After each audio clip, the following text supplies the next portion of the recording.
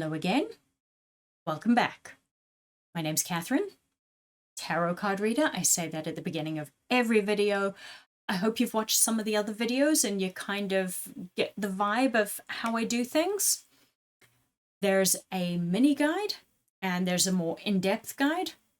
We have done the mini and in-depth guide for the full. We have done the mini guide for the magician. This is the in-depth guide. If you didn't watch the mini guide, you should probably go back and watch that. It's only about 7 or 8 minutes, but you're here now, so we'll crack on. As we said, I said in the previous video, I have 2 cameras, so we can toggle between. So occasionally I'll do this.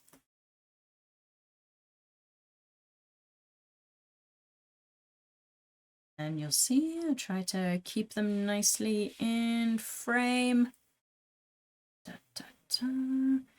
If you're wondering why I've got duplicates, I do talk frequently about making notes on the back, your keywords. The traditional ones and the ones that I talk to you about will be the skeleton, and the ones that you find appeal to you will be the way you flesh it out. Okay, back to my face. So, we talked about these in the mini guide, the compare and contrast. Now, the best way to compare and contrast, if you've ever been asked to do that in school, you'll remember you find things in common, you find things that are different, and you talk about them and you think about what they might mean. So we look at things like color. When we talk about trying to intuitively understand the meaning of the card alongside the traditional meaning, we can look at color. Now, obviously, decks have a particular palette. Rider-Waite-Smith, awful lot of yellow. You'll see some red, a little bit of orange. Marseille, lots of red, lots of blue. If you watch the video in the full, you'll notice that it's a similar sort of thing. Lots of red, lots of blue, lots of yellow. Now, we're going to start, over we go, with Rider-Waite. Now, as you can see, he has the infinity symbol above his head. You can think about what that means. What does 1 mean with regards to numerology, math? Prime number. Everything is divisible by 1. 1 goes into everything. Infinity. Think about what that means to you, whether you find it relevant or not. Now, when we talk about color, as we said for the full, yellow tends to represent intellect, and it surrounds him completely. He's surrounded by intellectual ideas, learning. Is clothing? White. Is white purity? Is it your spiritual essence? Covered in red, which represents our physical life, our passions. Something to think about. 1 arm pointed up to the heavens, lofty spiritual aspirations. The other hand pointing down to the ground. Is that talking about balance? Look at the way his arms are. Are we talking about balance between lofty spiritual goals and keeping our feet on the ground? The physical and the spiritual, lofty goals versus realistic aspirations? It's possible. What do you think? You'll find I'm very fond of saying that if you watch these videos. But that is one of the core reasons why I do the videos. Give you a traditional meaning, give you my interpretation, and then give you a starting point for working out your own, figuring out what the card means to you. For example, here, I'll just do the waving thing that I'm so fond of doing. You will notice the flowers. Where my little pinky is. Red and white. Red represented by roses, and the white represented by lilies. My grandmother hates lilies. She says they're funeral flowers. She hates receiving lilies. She gets any lilies in a bouquet. So whenever I take flowers, if I buy them in a big bouquet and there's a lily or two, I have to take the lilies out and throw them away because they're death flowers, funeral flowers. Somebody else in my family hates the combination of red and white flowers. Apparently they're bad luck because it looks like blood and bandages. That would never spring into my mind if somebody bought me a bouquet of flowers and there was red and white flowers together. But people have their superstition. Sometimes it's cultural, sometimes it's just an old superstition. But if somebody in your family has that superstition, or you have that way of looking at things, that can play into your interpretation. Do the red roses represent love, all things physical, your passions? And the white lilies, funerals, the end of things, the end of a cycle, something spiritual. Where do we move on to at the end of the day?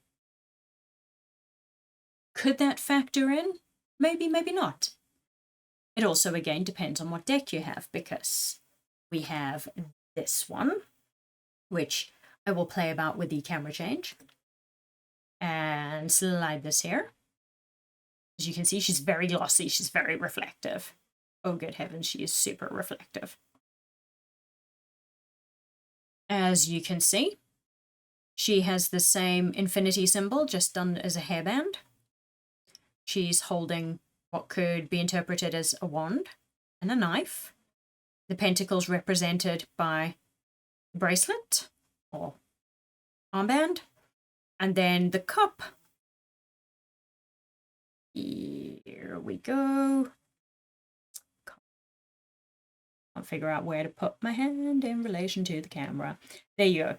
You don't need me to point out a teacup. You do need me to hold the card still, though. Come on, Catherine. There we go. But you notice the flowers again. Red and white roses on the top. Lilies on the bottom next to the cup.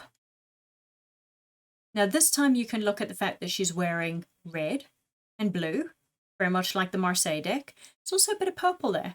What could purple signify? Some people think that purple signifies nobility. It was the colour traditionally used for royalty. Nobody else was allowed to wear purple back in ye olde days. Allegedly it's because the dyes were made from this teeny tiny little snail and they all had to be crushed and then boiled, and it just took so long to get the snails and go through the whole process that it made the dye, and therefore fabrics dyed that color, crazy expensive. And so it was a sign of nobility, royalty, aristocracy, being the upper classes. So perhaps you think that a little bit of that over here, but amongst the blue, again, intuition, knowing, psychic ability, with a little splash of the red there, representing the physical life, passions, activity. You see them as a combination. We talked briefly in the mini video, well, at least I hope I'm remembering correctly, and that we did, about all the things on his table, that we have a representation of all the suits, all 4 suits represented there. So does that mean that you need to learn from all areas of life?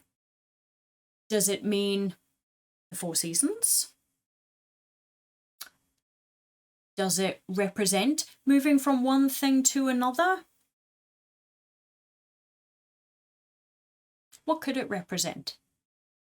It's up to you to put an interpretation on it. For me, again, I look at it that everything has its time, because each one of those suits represents an aspect of your personality or your development. So like your intellect, your knowing, your knowledge, your intuition and creativity, and then you're applying that in the physical world. So it's only when we do those things in that order, first intellectual learning, then understanding and knowing, then bringing in our intuition and getting creative with it, and then being able to apply it in the real world, which is what brings you from beginner to experienced. I look at the magician's table with those 4 things and see that you need to have mastery over your intellect, mastery over your own growth and development, mastery over your emotions, and mastery over your physical world to become well-rounded as a person and the magician of your own life. That's kind of how I see the card when it shows up, let's say, randomly in a reading. Certain spreads lend themselves more to the term randomly. Ooh, sorry. Other spreads, there are very particular card placements. This card represents that. This placement represents this. Now, if you end up with a placement that is negative, I don't like using the word, simply because it has, well, negative associations. If we say negative, we think bad. It doesn't have to be. But say there is a placement that says, what is holding me back? And he pops in there. Again, I'm a wiggler. He pops in. What could be holding you back? Are you missing something from the table? Perhaps that could be one interpretation. You're not experienced enough yet. You don't have mastery. Like I said, I often find this crops up with people who are thinking about going back to university. So is it formal qualifications? A formal education is what you need to do the thing you want to do. Now, maybe you've been to university and you're applying for jobs in your field and you're like, it's not happening for me and I don't understand why. This guy crops up. Maybe it's a case of the candidates that are getting those jobs have master's degrees. I mean, talk about on the nose. But maybe that's it. Maybe that's what you need to do. Maybe you need to figure out what you bring to the table in order to secure a job, and then you need to focus on further education. Perhaps. Same if it's reversed. The reversed meanings often are the same as negative placements. But then some people use a tarot spread that never has a negative placement.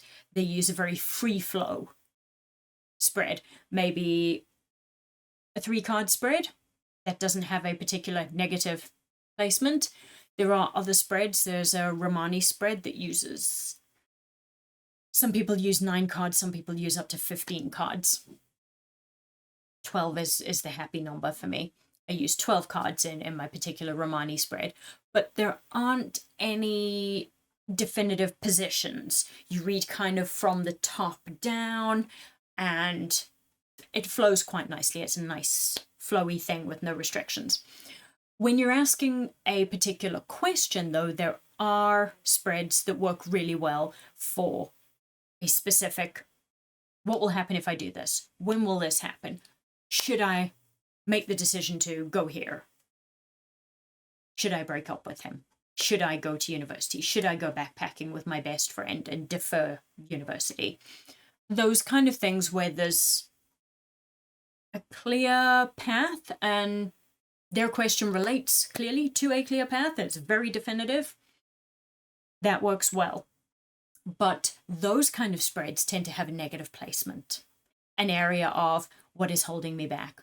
What obstacle am I going to encounter?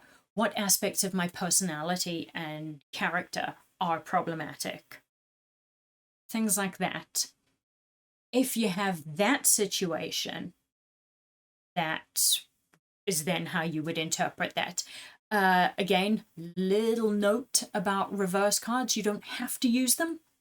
You generally don't. As long as you know the positive, you can extrapolate. You can see the other side of that coin and you can apply it to a negative placement. You can apply it to a reverse. Some people use reverse cards very deliberately.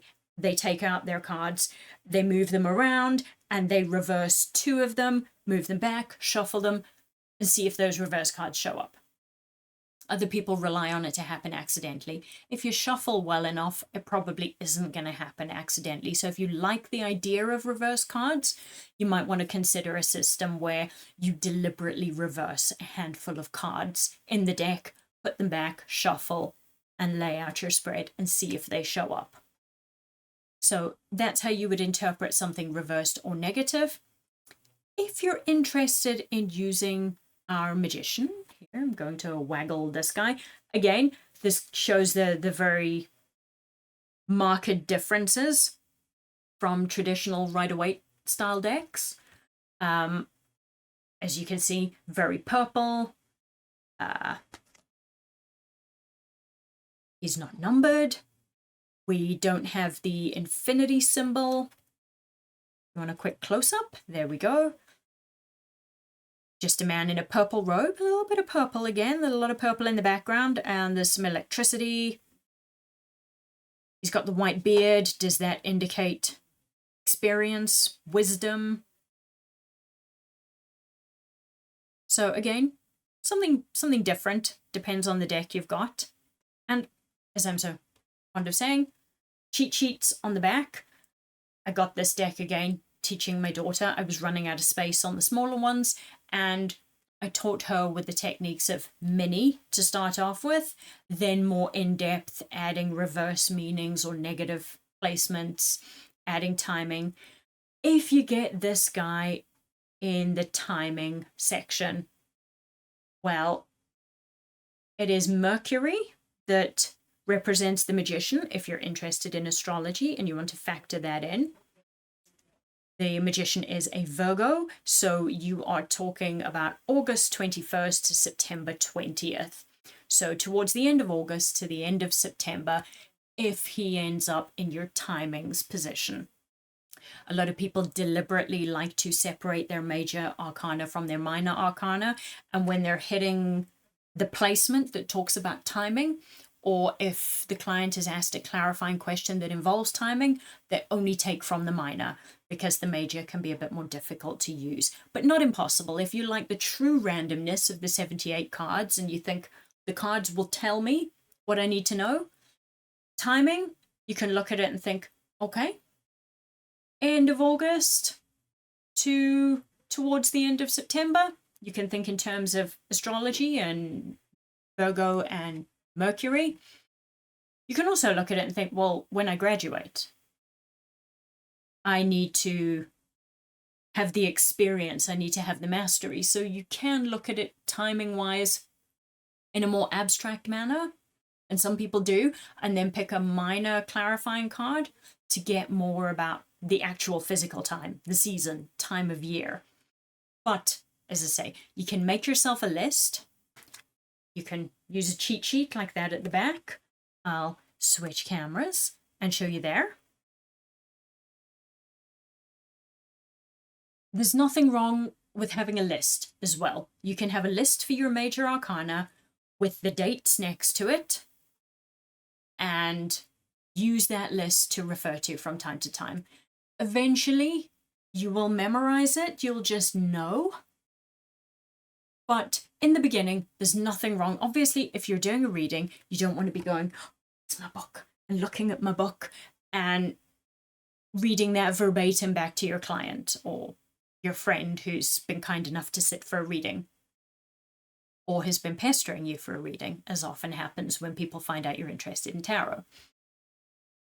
But generally speaking, yes, we don't want to be rummaging through books and flicking through pages, but with certain things, like timings, it's not going to come up that frequently in the beginning that you are going to remember automatically. So there's nothing wrong with having an A4 list with these things typed out. A little bit of a PDF cheat sheet. I may even put one on... Can you put PDFs on YouTube? Something for me to look into to see whether I could do something like that for you. But you can also, when you've watched all the major arcana videos, type one up for yourself. Quick note on this one, a very, very rare meaning. Now, I just do want to show you the Wild Unknown. Isn't he lovely? Again, all 4 suits represented, and we see the infinity symbol. But I just think he's beautiful. Big, beautiful cat. Sleek and majestic. Doesn't quite represent necessarily experience or mastery of anything. Although maybe he's the master of his environment. He's the top cat. I was going to say top dog, but really that just seems insulting to the big cat. As I was saying, though, when I was waving this around, there is a meaning that isn't used very often, and I don't come across it very often. But it does crop up from time to time, so I'm going to let you in. Sometimes if somebody is manipulating you, tricking you in some way, has a little bit of a trickster vibe, con artist, sometimes the magician crops up. So if you're talking about your relationship and the magician crops up, maybe there's an element of you need to use your experience. We talked about the representation here. Does it represent 4 seasons? Maybe it means slow things down. It can also mean this person is manipulating you. They're not being honest with you. You're being played. Like I say, doesn't happen very often. Usually it's the traditional education, mastering your environment, formal education, intellect, knowledge, that kind of thing. But every once in a while, I have it crop up in that way. So it's good, again, for your little notes, for your journal or the back of the card. Just maybe put some brackets around it as something to bear in mind, because occasionally it will crop up and be relevant in that context. So it's worth remembering. So there you go. There's your in-depth, slightly deeper dive into the magician that covers upright meaning, symbolism, negative placements and reversals, and timing. Have a look at your journal, fill in your keywords, compare and contrast with other decks, and see what you think. Till next time, thanks for watching. Bye.